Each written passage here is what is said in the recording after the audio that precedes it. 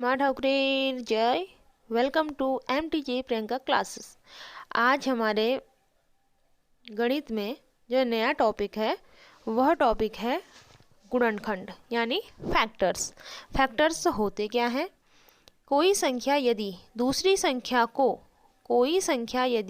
संख्या को पूर्ण विभाजित करे तो वह संख्या उस दूसरी संख्या का एक गुणनखंड होगी। A factor is a number that divides another number leaving no remainder। इसका मतलब सीधा सीधा ये है, जैसे कि मैंने कहा कि एक संख्या ले लेती हूँ मैं 25, ठीक है। तो 25 का फैक्टर क्या होगा देखते हैं। जैसे मैंने एक ले लिया 5, तो अगर मैं 5 का भागा 25 में दूंगी तो 5 आ जाएगा, 5 25। तो यहाँ पर देखो जो 5 है, 5 का भागा हमने 25 में दिया और भागा देने के बाद कुछ भी शेष नहीं बचा, रिमाइंडर नहीं बचा। इसका मतलब क्या है कि 5 गुणनखंड है। किसका गुणनखंड है? 25 का। यानी कि 5 25 का गुणनखंड है, क्योंकि 5 का भागा 25 में पूरी बार जाता है। तो गुणनखंडों के कुछ नियम भी हैं। गुणनखंड के महत्वपूर्ण परिणाम होते हैं। परिणाम क्या होता है? प्रत्येक संख्या का गुणनखंड जो 1 होता है वह हर एक संख्या का गुणनखंड होता है, क्योंकि एक का भागा सब में जाता है, ठीक है। और प्रत्येक संख्या स्वयं का गुणनखंड होती है। हर संख्या में अपना खुद का भागा जाता है। जैसे यहाँ मैं देखती हूँ, एक का भागा मैंने 20 में दिया तो 1 दूनी 2, तो कुछ नहीं बचा, 0 आया, 1 शून्यम 0, ठीक है ना। तो गया। अगर मैं कहूँ कि 20 का भागा 20 में दूंगी, क्योंकि एक का भागा तो हर संख्या में जाता है, यानी एक सब का क्या है? गुणनखंड है। और अगर मैं 20 का भागा 20 में दूँ तो हो जाएगा ना 20 एकम 20, यानी हर संख्या का खुद का भागा खुद में भी जाता है। तो एक सब का गुणनखंड होता है। दूसरा, वही संख्या जिसके गुणनखंड निकालने होते हैं वह खुद का एक गुणनखंड होती है। तीसरा जो इम्पोर्टेंट है नियम या फिर परिणाम कहूँ, किसी संख्या का गुणनखंड या तो उससे कम होता है या उससे बराबर होता है। जो संख्या दी गई होती है सबसे बड़ा गुणनखंड उसके बराबर होता है। उस संख्या का सबसे छोटा गुणनखंड 1 होता है, और एक और खुद उसी संख्या के बीच के गुणनखंड निकलते हैं, ठीक है। प्रत्येक संख्या के गुणनखंडों की संख्या निश्चित होती है। जो गुणनखंड होते हैं फिक्स होते हैं, न ज़्यादा न कम। अगर हम 20 के गुणनखंड ले रहे हैं तो उनकी संख्या बराबर होगी। अगर 25 के ले रहे हैं तो 25 के गुणनखंड हमेशा बराबर ही आएंगे। तो ठीक है, गुणनखंड का एक देखते हैं। गुणनखंड निकालना सीखते हैं अब। जैसे मैंने लिखा, एक संख्या ले दो, मैं 24 ले लेती हूँ, ठीक है। 24 ले ली, तो 24 में अगर मैं कहूँ 24 के गुणनखंड निकालने हैं तो सभी गुणनखंड निकालने हैं, ठीक है। तो सबसे पहले एक का भागा तो 24 में जाएगा ही। तो एक का भागा 24 में कितनी बार जाता है? 24 बार जाता है। यानी एक का भागा 24 में 24 बार जाएगा, या 24 से कम 24, ठीक है। अब एक के बाद संख्या है 2। क्या 2 का भागा 24 में जाएगा? जाएगा, क्योंकि इकाई अंक 4 है। तो 2 का भागा 24 में कितनी बार जा रहा है? अगर आपको देना आता है मौखिक रूप से ठीक है, नहीं आता है तो यहाँ पे दे सकते हैं। 2 एकम 2, उत्तरा 4, 2 दूनी 4, यानी कि 2 का भागा 12 बार 24 में जा रहा है।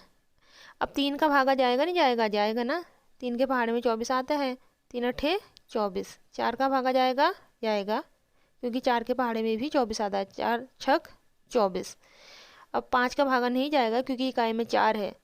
5 का भागा तब जाता यदि इकाई में 0 या 5 होता तो, ठीक है।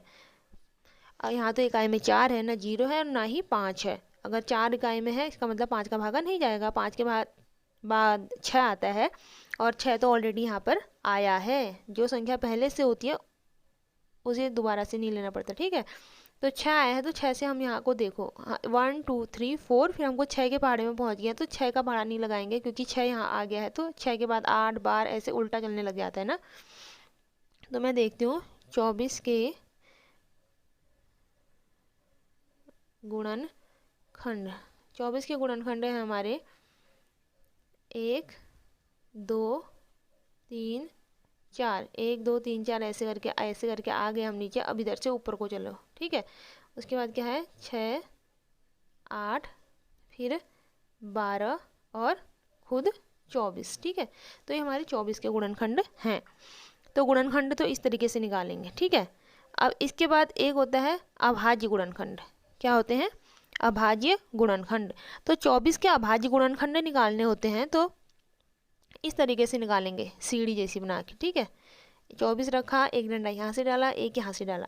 अब अभाज्य संख्या क्या होती है? जिसमें अपने अलावा और 1 के अलावा किसी और का भागा नहीं जाता है, वह अभाज्य होती है।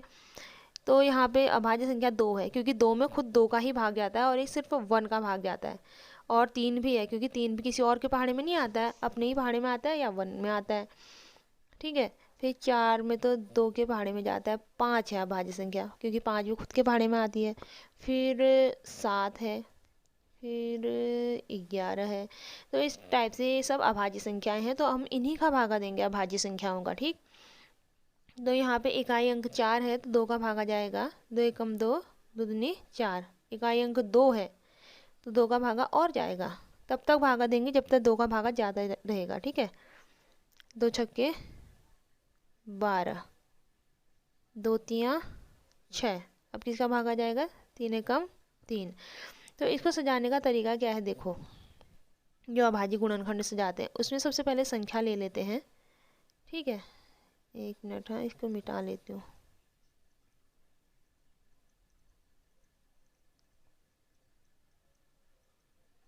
ये संख्या ले ली, संख्या के बाद हम ऐसे के ऊपर से नीचे को रास्ता लगेंगे, छोटे से बड़े की ओर। 2 2 2 3 बार 2 आए हैं तो सॉरी कैंसिल लेते। 2 गुणा 2 गुणा 2 गुणा फिर क्या रखा है हमारा 3। तो इस तरीके से हम अभाज्य गुणनखंड सजाते हैं और इस तरीके से हमारे फैक्टर यानी गुणनखंड, ये सभी गुणनखंड हो जाते हैं, भाज्य अभाज्य सब मिक्स करके आते हैं। ठीक है, तो ये गुणनखंड है, सारे गुणनखंड जो बिना किसी संख्या को छोड़े हुए हैं। और इस वाले में हम सिर्फ अभाज्य संख्याओं के गुणनखंड लेते हैं। और यहाँ पे हम समझ रहे हैं कि प्रत्येक संख्या खुद का गुणनखंड होता है, क्योंकि हर संख्या अपने में आती है। जैसे 8 के पहाड़े में 8 आता ही है, 20 के पहाड़े में 20 आता ही है, 25 के पहाड़े में 25 आता ही है। और हर संख्या जो भी कोई भी संख्या होती है उसका 1 हमेशा एक गुणनखंड के रूप में होता है, क्योंकि 1 सभी संख्याओं को पूरी बार विभाजित करता है, यानी 1 का पहाड़ा हर संख्या में पूरी बार जाता है। किसी संख्या का गुणनखंड या तो उससे कम होता है या उसके बराबर होता है। ठीक है, और गुणनखंड के बारे में पढ़ा है, कोई संख्या यदि दूसरी संख्या को पूर्ण विभाजित करे तो वह उस दूसरी संख्या का गुणनखंड होगी। जैसे यहाँ 5 का पहाड़ा 25 में दिया तो 5 25 का एक गुणनखंड है। ठीक है, thank you for watching my channel, please like and subscribe.